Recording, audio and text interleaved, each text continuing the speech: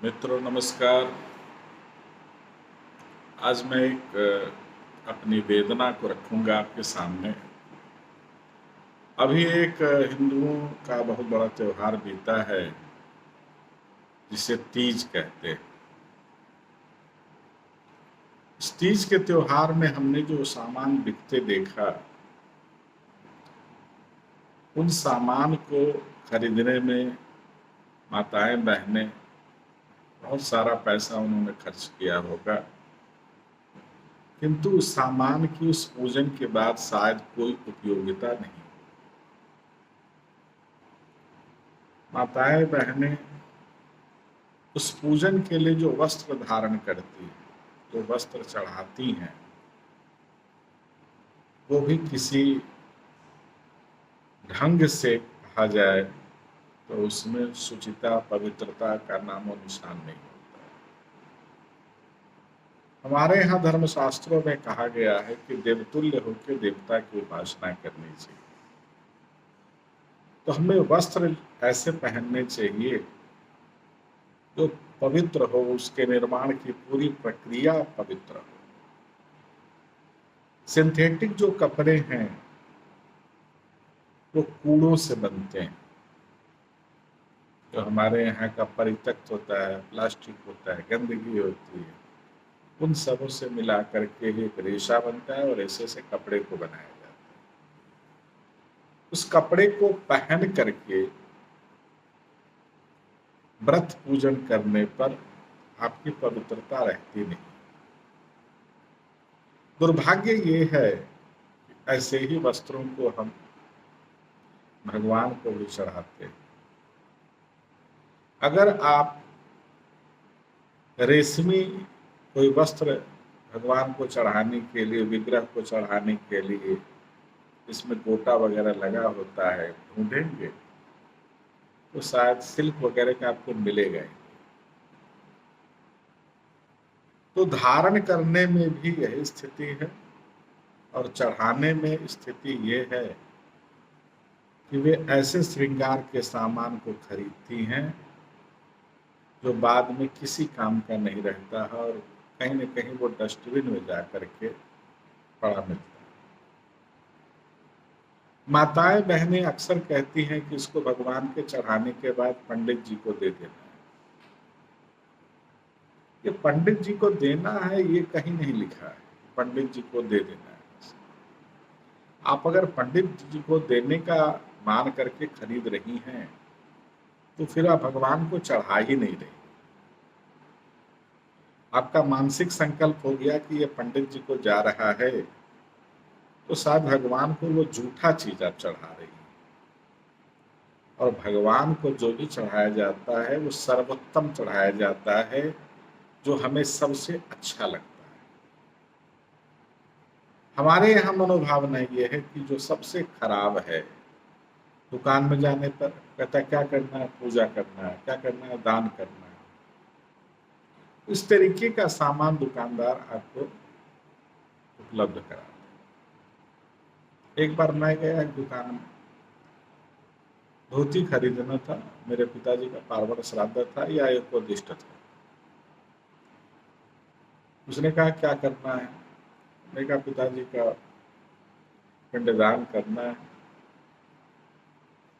100 रुपए की धोती उसने मुझे दिखाई। मैंने कहा भाई साहब 100 रुपए की धोती है, वो तो प्लास्टिक का होगा, बिल्कुल नाइलॉन के धागे उनको। बोला यही चलता है।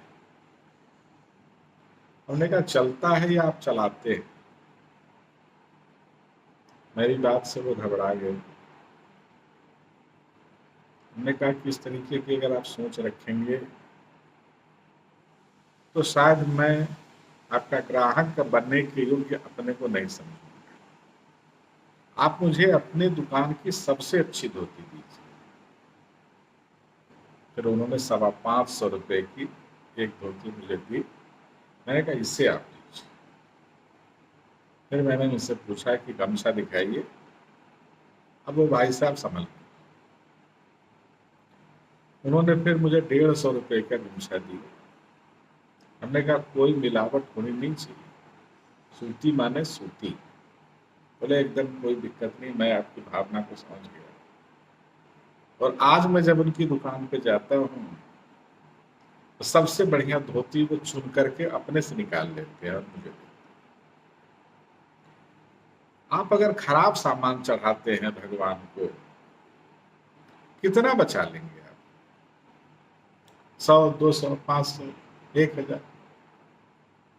अगर आप 1000 रुपए को बचाने की चेष्टा करके अपनी मनोभावना के साथ आप पूजा करते हैं, तो मुझे लगता है कि आपको पूजा फिर नहीं करना चाहिए। बहुत सारे लोग तर्क देते हैं कि भाव से पूजन होता है, तो भाव ही तो नहीं है, भाव पर ही तो प्रश्नवाचक चिन्ह उठा हुआ है। हमें सबसे सर्वोत्तम चीज अर्पित करनी है, और हम क्या करते हैं? वहीं पे सबसे ज्यादा एडजस्ट करते हैं, वहीं पे सबसे ज्यादा बचाने की चेष्टा करते हैं। नेल पॉलिश तो शायद 300 रुपए की खरीदते हैं, काजल तो शायद 500 रुपए की खरीदते हैं, लिपस्टिक शायद 1000 रुपए की खरीदते हैं। लेकिन भगवान को अगर साड़ी चढ़ाना हो तो हम सोचते हैं कि ब्लाउज का पीस चढ़ा के काम चला। कोई जरूरत नहीं है। हमारे धर्मशास्त्र में मनसा परिकल्पय समर्पयामी का भी विधान है, आप हाथ जोड़ सकते हैं।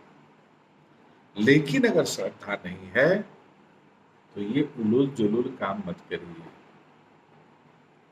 ये आप जनरेशन को दे रही हैं, आप नई पीढ़ी को बहुत गलत चीज सिखा के जा रही हैं। इस चीज को समझिए। आप जिन चीजों को दे के जा रही हैं वो लौट के आपके पास फिर आए। तो इन त्योहारों पर, कुछ त्योहार अभी और आगे आने वाले हैं, तो मैं यही कहना चाहूंगा, अपनी जिम्मेदारी एक सनातनी होने के नाते निभाते हुए कि आप अपना बेस्ट टू बेस्ट अर्पित करें। अगर नहीं करने की इच्छा है, कोई जबरदस्ती नहीं। सारे देवी देवता केवल आपके हाथ जोड़ने से खुश हो जाएंगे। आप मन में प्रार्थना करेंगे तो भी आपको प्रतिफल मिलेगा। लेकिन इस तरीके की जो उलूल जुलूल गतिविधियां हैं, जो आप समाज में प्रदर्शित करती हैं, अपने परिवार में प्रदर्शित करती हैं, इनसे बचने की चेष्टा करिए।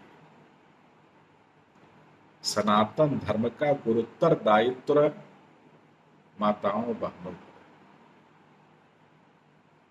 आप करके देखिए। ईश्वर की सेवा में दिया हुआ जो भी आपका होगा, तो कितने गुणा आपको करके तब आपको प्राप्त होगा। आप 100 दीजिएगा, 10,000 पाइए। 10,000 दीजिएगा, 10 लाख पाइए। करके तो देखिए। इसमें कंजूसी मत करिए।